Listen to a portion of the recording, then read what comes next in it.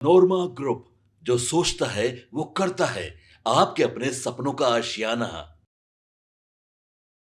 Car Bharat live देख रहे हैं आप। देखिए, नेता प्रतिपक्ष तेजस्वी यादव के महागठबंधन के नेता वाले मुद्दे पर अब सियासत काफ़ी तेज हो गई है।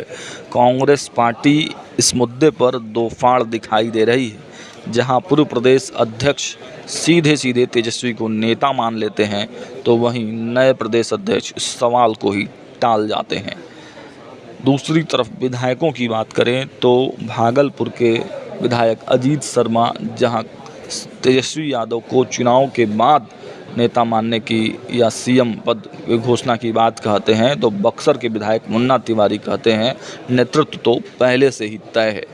अब इस मुद्दे पर खूब सियासत हो रही है, लेकिन अब राहुल गांधी इस मुद्दे के बीच में कूद पड़े हैं।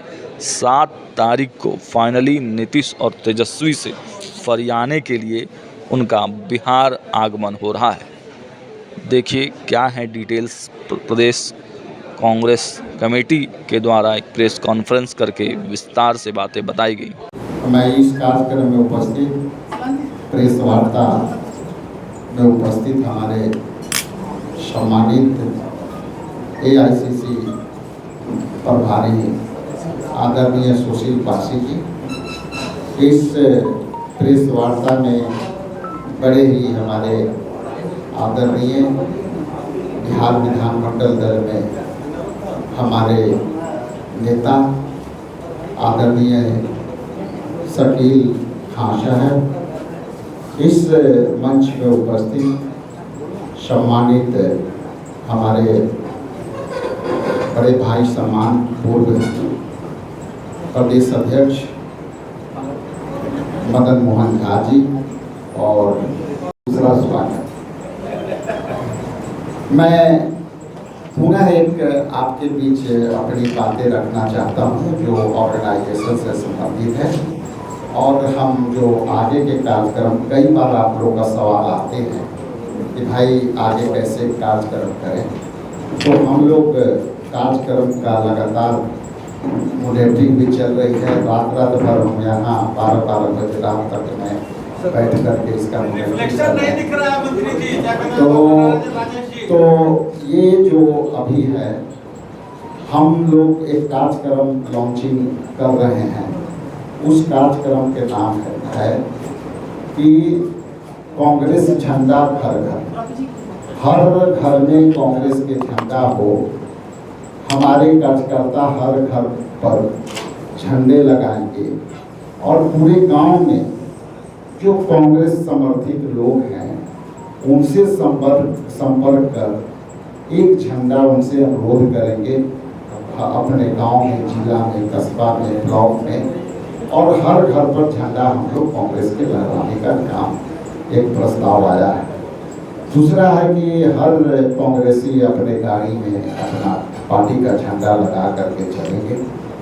तीसरा है कि हर कार्यकर्ता अपने जो भी वो उनके पास कम्युनिकेशन अपना करते हो, चाहे वो व्हीकल कोई भी हो, बाइक हो, मोटर हो, वो उस पर लगाएंगे। इसी पर पीछे ये मकसद हमारा है कि हम अखिल भारतीय कांग्रेस पार्टी का जो पौराणिक इतिहास है उसके साथ हमारे कार्यकर्ता झंडा देंगे, तो हमारा जो विरासत है आज़ादी से लेकर, वो आज़ादी से लेकर अब तक के विरासत की हम लोग बात करेंगे।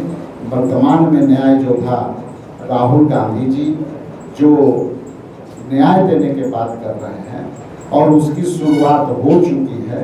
ये सारे एजेंडे लेकर के हर घर में कांग्रेस झंडा जो है लहराने का काम करेंगे।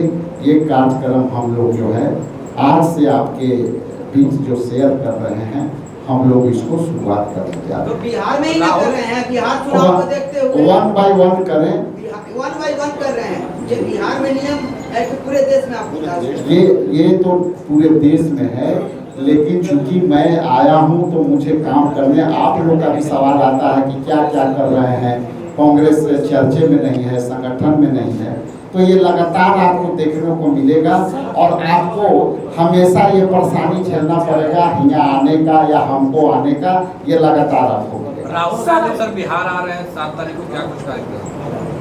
उसकी डिटेल्स हमारे पास अभी विवरण नहीं आएंगे, यदि विवरण है तो हमारे AIC सेक्रेटरी सुशील पासी जी इस पर आपको विस्तृत जानकारी देंगे। आप जवाब दें। हम लोग राष्ट्रीय पार्टी है और दूसरा कि हम अपना झंडा क्यों नहीं लगाएं और क्यों लगाने को सकता है, यहाँ देख लीजिए अंदर से बाहर हमारा लोगो है ये, तो इस पर ही सवाल नहीं आना। सर एक सवाल है। एक मैं साझा करना चाहता हूं कि 7 तारीख को जननायक राहुल गांधी जी पुनः आपके इस कृष्ण मेमोरियल हॉल में जो एक्टिविस्ट हैं उनको संबोधित करने के लिए आएंगे। नमक सत्याग्रह का आंदोलन जो महात्मा गांधी जी के द्वारा चलाया गया था, उसी को याद करने के लिए 7 अप्रैल को यानी हम कृष्ण मेमोरियल हॉल में पुनः जननायक राहुल गांधी जी आएंगे। ये सवाल आपकी तरफ से था, इसलिए मैंने आपको उस पर साझा कर दिया। रामनवमी के किसी कार्यक्रम में भी शामिल होंगे राहुल जी? नहीं, हम भारत के जो संविधान है उसमें शिक्षा और संस्कृति का अधिकार दिया गया है और उसी के तहत भारतीय जनता पार्टी लगातार हमला कर रही है। हम रामनवमी भी मनाएंगे और हमें जब हम अल्पसंख्यक की बात करते हैं तो उसका मतलब है केवल मुसलमान नहीं, बुद्ध और जैन, पारसी जितने भी समाज के लोग होते हैं, हमको सबकी सुरक्षा करनी है। भारत का संविधान कहता है कि भारत में रहने वाला प्रत्येक नागरिक, हमको उसके लिए संविधान बनाया गया। लेकिन जो इस समय भारतीय जनता पार्टी सरकार है वो लगातार हमला करती है। संविधान पर हमला करने का मतलब है हमारी शिक्षा पर हमला करते हैं, हमारी संस्कृति पर हमला करते हैं। और अभी जो वक्फ बोर्ड का मामला है वो जानबूझ करके टारगेटेड, कभी अनुसूचित जाति के लोगों को, कभी पिछड़ी जाति के लोगों को, कभी अति पिछड़ी जाति के लोगों को, कभी आदिवासी लोगों को, कभी अल्पसंख्यक समाज के लोगों को, कभी बहुसंख्यक समाज के। इसके पीछे ये कारण है कि देश का जो खजाना है उसको लूटने की लगातार प्रक्रिया चल रही है। इसी छोटा सा था कि राहुल गांधी शामिल होंगे। मैंने कहा ना कि 7 तारीख को राहुल जी आ रहे हैं। रामनवमी में शामिल होंगे, सवाल ये है। रामनवमी के किसी कार्यक्रम में शामिल होंगे?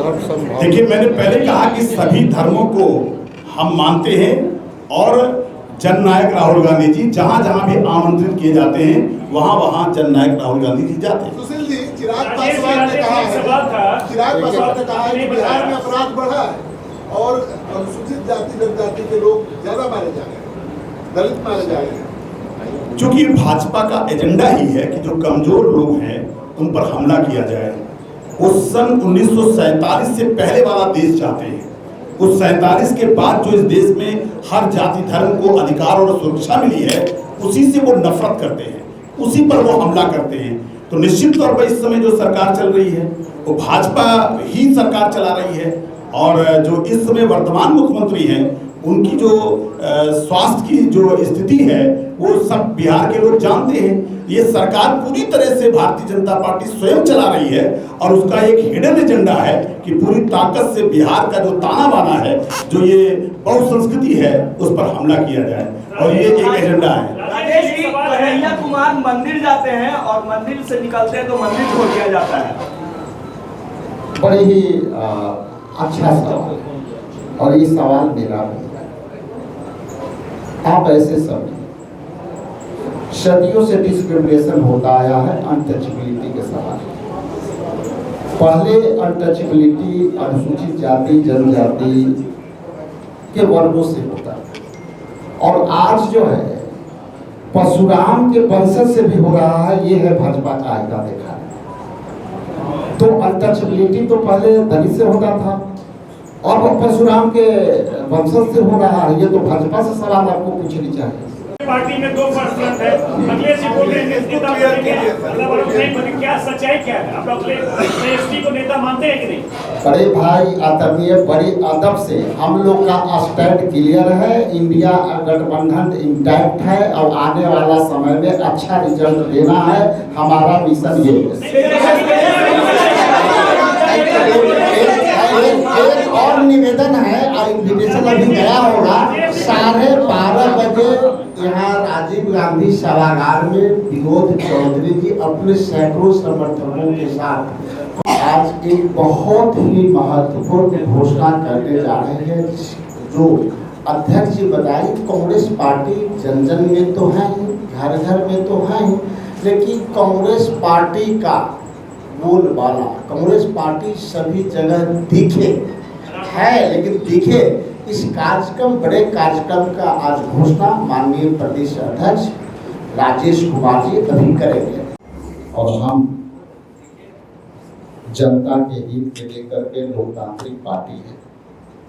हमारे वाद के बीच का जनता के प्रति दायित्व बड़ी है, तो मैं धन्यवाद देता हूं कि आप लोग हमेशा सजगता से जनता की आवाज़ उठाते रहते हैं और बीच बीच में हम लोगों को भी, विपक्ष को भी जो है आईना दिखाते रहते हैं, उसके लिए मैं स्वागत करता हूँ।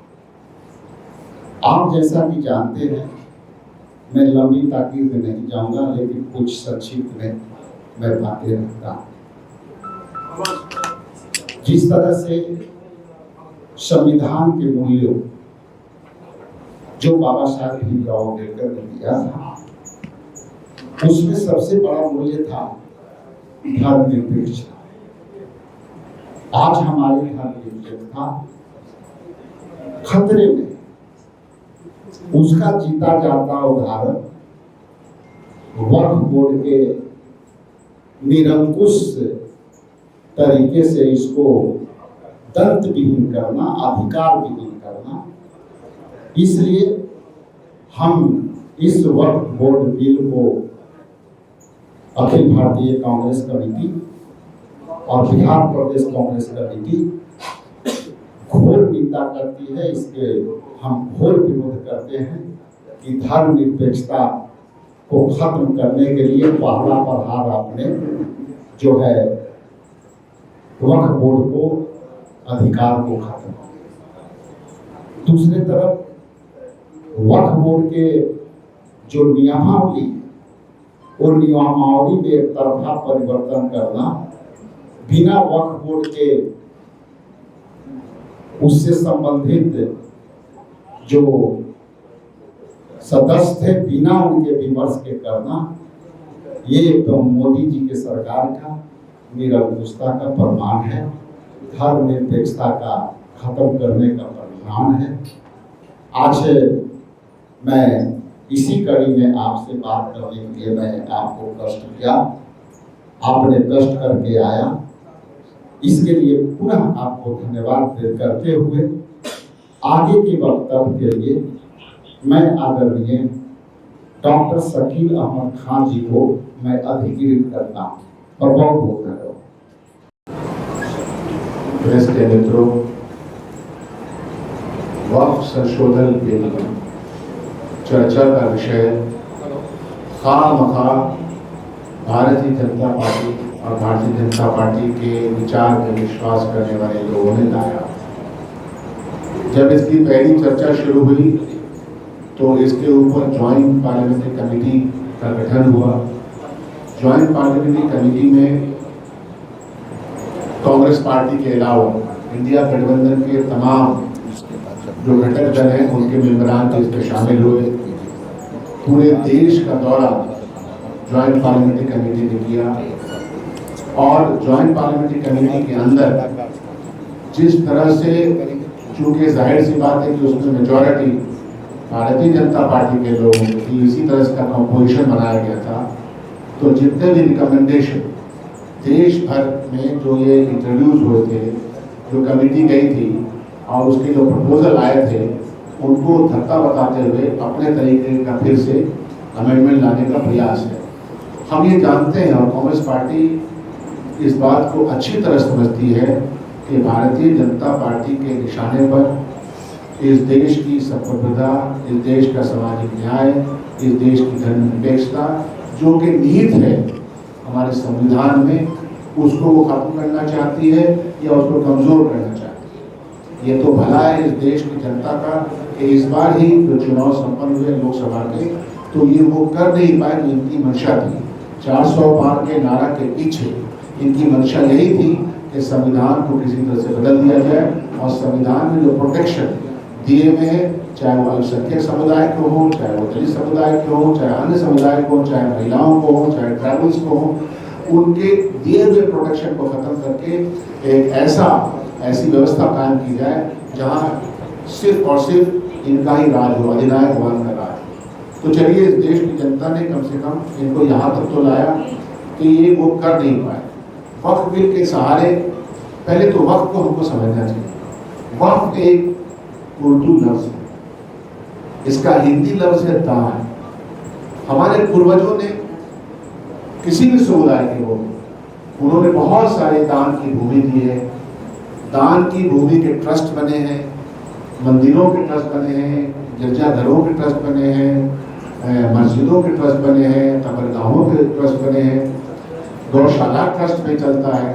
तो हमारे बड़े बड़े लोग जिनके पास औलादें भी नहीं होती हैं, जिनके पास बहुत प्रॉपर्टीज होती है, तो वक्फ में मतलब दान की भूमि दी गई और उसमें ये कहा गया है कि इस दान करता ये लिख देता है कि हमारे इस दान की भूमि से हमारे समाज के कल्याण के लिए आप काम करेंगे। और इसी तरह देखिएगा पूरे देश में, जैसा कि मैंने कहा, हर समुदाय के दान में दिए गए जो जो जो जो पैसे हो सकते हैं, जमीन हो सकती है, घर हो सकता है, बिल्डिंग हो सकता है, उसके माध्यम से समाज की देखभाल होती है। अगर आप देखिएगा, बहुत सारे टेम्पल्स हैं, हमारे यहाँ टेम्पल्स है, उसके दान के माध्यम से हॉस्पिटल चल रहे हैं, ये बहुत अच्छी चीज़ है। तो दान के माध्यम से दिए गए इन पैसों का और इस प्रोटेक्शन को, इस पूंजी का इस्तेमाल उसी कम्युनिटी के लोग करते हैं। और इसके लिए सरकार ने भी पार्लियामेंट में बहुत पहले बिल ला रखा है।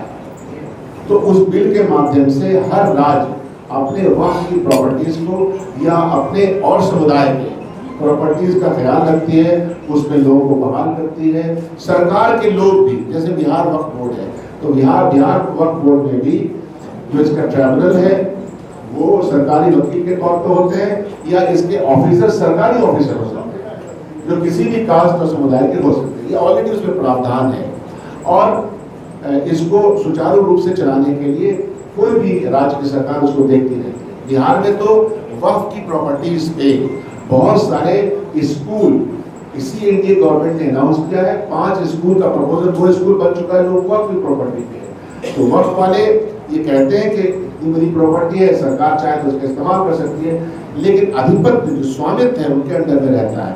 और ये स्वामित्व इसलिए रहता है कि वो प्रोटेक्शन हमको कॉन्स्टिट्यूशन ऑफ इंडिया ने दिया है। कॉन्स्टिट्यूशन ऑफ इंडिया के आर्टिकल्स आफ्टर आर्टिकल्स में हमको ये प्रोटेक्शन दे रखा है कि हर समुदाय अपने अपनी प्रॉपर्टीज का, अपनी आइडेंटिटी का, अपने रिलीजन का, अपनी भाषा का, अपने क्षेत्रीय अस्मिता का ख्याल करें। इसीलिए आप देखिएगा कि देश भर में ये चाहे वो ट्राइबल बेल्ट हो, चाहे वो कोई और क्षेत्र हो, तो भाषा को लेकर के हो, हर चीज़ के लिए प्रोटेक्शन हमको, हमारा संविधान इतना पावरफुल है। और धर्मनिरपेक्षता शब्द उसके साथ ही जुड़ा हुआ है कि ये हर समुदाय के लोगों को प्रोटेक्शन देता है। आज भारतीय जनता पार्टी और ये एनडीए गठबंधन इस प्रोटेक्शन को एक प्रकार खत्म करना चाहते हैं। तो जैसा कि मैंने कहा कि जीपीसी बनी, ज्वाइंट पार्लियामेंट्री कमेटी में तमाम सदस्य थे और कांग्रेस पार्टी ने, ये बात बहुत ज़रूरी है उन लोगों के लिए जो ऐसा समझते हैं कि कांग्रेस पार्टी कुछ नहीं करती। कुछ लोग आरोप भी लगाते हैं, उनका आरोप सर आंखों पर, लेकिन सच्चाई ये है कि कांग्रेस पार्टी पार्लियामेंट के अंदर, कांग्रेस पार्टी विधानसभा के अंदर, तमाम हिंदुस्तान विधानसभाओं के अंदर, पार्लियामेंट के अंदर और बाहर इस बिल के खिलाफ प्रोटेस्ट करती रही है और वो न्याय संबद्ध बात करती रही है अपने तमाम सहयोगी दलों के साथ। तो एक तो बहुत ही क्लैरिटी है कि वक्फ बिल के ऊपर कांग्रेस पार्टी बहुत ही क्लैरिटी से, और ये वक्फ बिल को आप ये नहीं देखें क्योंकि भारतीय जनता पार्टी के चश्मे में दो ही नजरिया है, हिंदू और मुसलमान। आपके सपनों को हमने सजाया है, ई होम्स पैनोरामा को हमने बनाया है। ई होम्स मेरा एक सपना था जिस पे मैं पिछले 4 साल से काम कर रहा था। हमने जो बनाया है वो सबने है माना। ई होम्स पैनोरामा में हो आपका भी आशियाना। और फाइनली हमने 2021 में इस प्रोजेक्ट को लॉन्च किया। बहुत लोग अप्रिशिएट कर रहे हैं कि पूर्णिया जैसे शहर में, बिहार के, एक तो बिहार की बात करें उसमें भी पूर्णिया जैसे छोटे जगह में इस तरह का लाइफस्टाइल देना, ये सुन के हम लोगों को बहुत अच्छा लगता है। ई होम्स में हमने कुछ और भी किया है, जैसे हम जिस जगह में रह रहे हैं हमारे फैमिली सिक्योर हो, उनको सिक्योरिटी का ध्यान में रखा है। आपकी सुविधा और सुरक्षा आपके लिए खास है, ये आपका विश्वास है। इसमें आर्टिफिशियल इंटेलिजेंस का 7 लेयर सिक्योरिटी का हमने इस्तेमाल किया है। लस ग्रीन कैंपस को बनाया है। यदि हमारा बाउंड्री वाल है तो वो वर्टिकल गार्डन है। ये जितनी भी फैसिलिटी होता है एक इंटरनेशनल टाउनशिप में, ई होम्स है, ये हम लोग विश्वास नहीं कर पा रहे हैं। जो भी हमारे मित्र दोस्त या जो भी हमारे बाहर के बाहर आते हैं तो हम लोगों को बहुत अच्छा सुनने को मिलता है और बहुत अच्छा क्रेडिट मिल रहा है। वो सारा हमने सिर्फ एक बिल्डिंग नहीं बनाया, हमें एक बहुत अच्छा लाइफस्टाइल दिया ई होम्स में, और मेरा एक सपना था जिसको मैं आज फुलफिल होते हुए देख पा रहा हूँ। ये आपका आवास है। ई होम्स पैनोरामा में अब आपका निवास है। E homes panorama, luxurious lifestyle redefined. Panorama group, जो सोचता है वो करता है। अगर ये वीडियो पसंद आई और वह बिहार के राजनीति और बिहारियत से सरोकार रखेनी तो सब्सक्राइब बटन दबा के चैनल के सब्सक्राइब कर ली। ओजे एगो घंटी बा, ओकरा बटन दबा देला से कुल सटीक और मारक खबर रुआ मुफ्त में मिल जाई। अगर रुआ पत्रकारिता के हमनी के नया प्रयोग में सहयोग कर चाहतानी तो ज्वाइन बटन दबा दी। पेटीएम नंबर नोट कर ली 9386 816 700।